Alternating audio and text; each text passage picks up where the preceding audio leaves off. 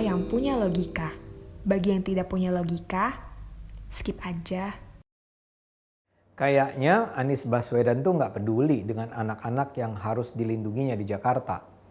Dengar deh komentarnya soal keterlibatan anak dan remaja dalam aksi unjuk rasa dan kerusuhan terkait Undang-Undang Cipta Kerja. Dia bilang keikutsertaan itu menunjukkan para pelajar tersebut punya kepedulian terhadap nasib bangsa. Bagus dong katanya, kalau tidak peduli justru repot. Kepedulian itu perlu dirangsang katanya. Kita rasanya layak sedih dan bahkan marah karena kita semua tahu itu omong kosong. Siapapun yang berakal sehat tahu bahwa ketika pelajar itu melempari polisi, melempar bom molotov, membakar halte, toko, itu nggak ada hubungannya dengan kepedulian terhadap nasib bangsa. Anies seperti biasa cuma menata kata-kata. Sebagai gubernur dia seharusnya peduli dengan nasib rakyatnya, nasib anak-anaknya, kondisi fasilitas publik yang berada di wilayah tanggung jawabnya. Tapi alih-alih begitu, kita kembali disuguhi pertunjukan yang menggambarkan betapa Anies adalah sekedar pemimpin oportunis. Bahkan di saat kritis, dia masih berusaha memanfaatkan kondisi untuk membangun pencitraan dirinya. Di tanggal 8 Oktober, ketika terjadi kerusuhan, dia di malam hari justru mendatangi dan menyemangati para perusuh. Soal kerusakan fasilitas publik dengan enteng dia bilang bisa dibangun kembali dengan biaya puluhan miliar tentunya. Dia itu seperti Rocky Gerung yang di channel YouTube-nya bilang dia percaya anak STM turun ke jalan karena hati nurani mereka. Tapi Rocky kan cuma komentator sipil yang sedang meramaikan panggung. Anies beda dengan Rocky. Anies gubernur. Bagaimana mungkin dia tidak peduli dengan kondisi anak-anak dan remaja yang tereksploitasi dalam aksi kerusuhan tersebut. Data menunjukkan bahwa anak sekolah adalah mayoritas peserta unjuk rasa yang terlibat dalam aksi kerusuhan. Dalam berita 16 Oktober dikatakan ada 1.377 pengunjuk rasa ditahan dan 800 diantaranya adalah pelajar. 5 diantaranya adalah anak SD. Mereka ditahan karena melanggar hukum atau setidaknya melanggar aturan unjuk rasa. Sekedar sebagai pengingat ya, mayoritas peserta unjuk rasa kemarin itu tidak ditahan polisi. Yang ditahan hanyalah yang melanggar aturan dan sangat mungkin terlibat dalam kerusuhan. Dan mayoritas diantaranya adalah pelajar. Itu adalah fakta yang menakutkan. Kita bersyukur antara lain karena kesigapan aparat keamanan, aksi anarkis pada beberapa hari penuh ketegangan itu tidak berujung pada kerusuhan yang memakan korban nyawa. Saya juga menduga kerusuhan tidak meledak pada skala yang tak terkendali karena adanya penahanan beberapa pimpinan kami.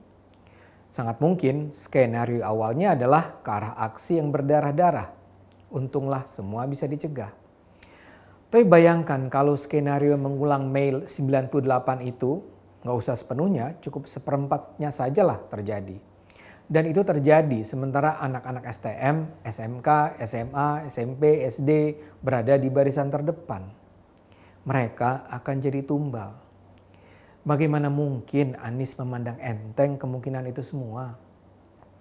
Tentu saja kita semua akan bahagia kalau anak-anak itu memang terlibat karena kepedulian bangsa.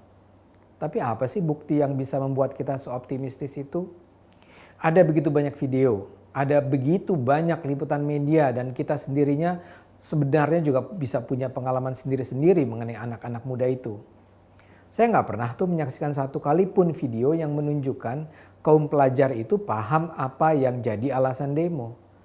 Mereka memang nggak paham. Bahkan para mahasiswa saya di UI saja saya yakin banyak yang tidak paham. Apalagi para pelajar itu.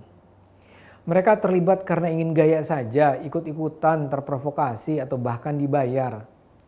Kata paling pas untuk menggambarkan keterlibatan mereka adalah mereka dieksploitasi, mereka dimanipulasi.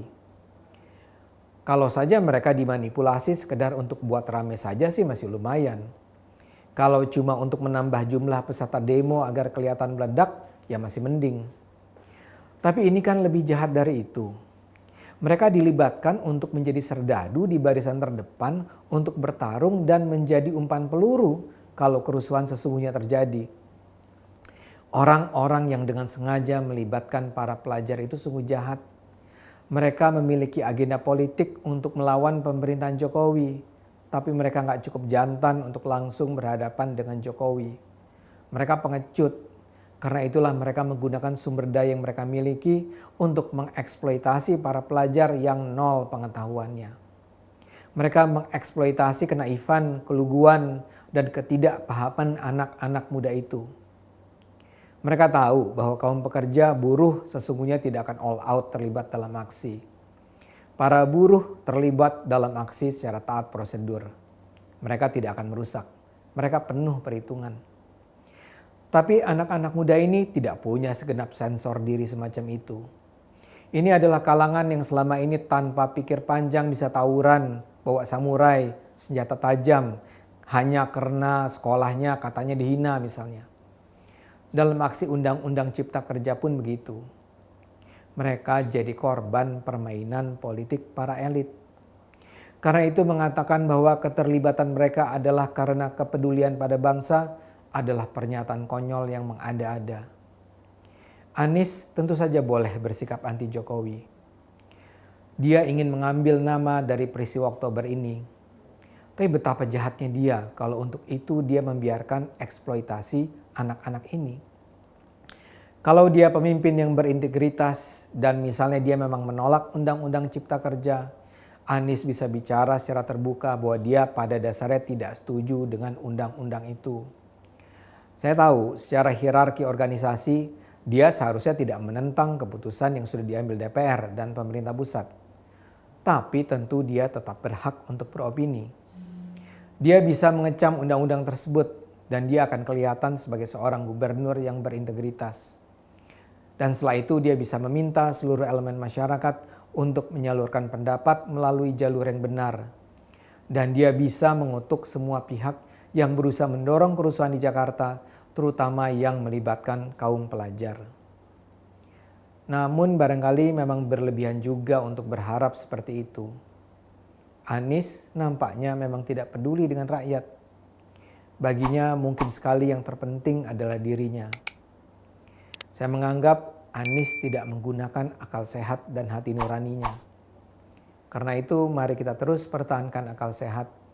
Karena hanya kalau kita tetap menggunakan akal sehat, negara ini akan selamat.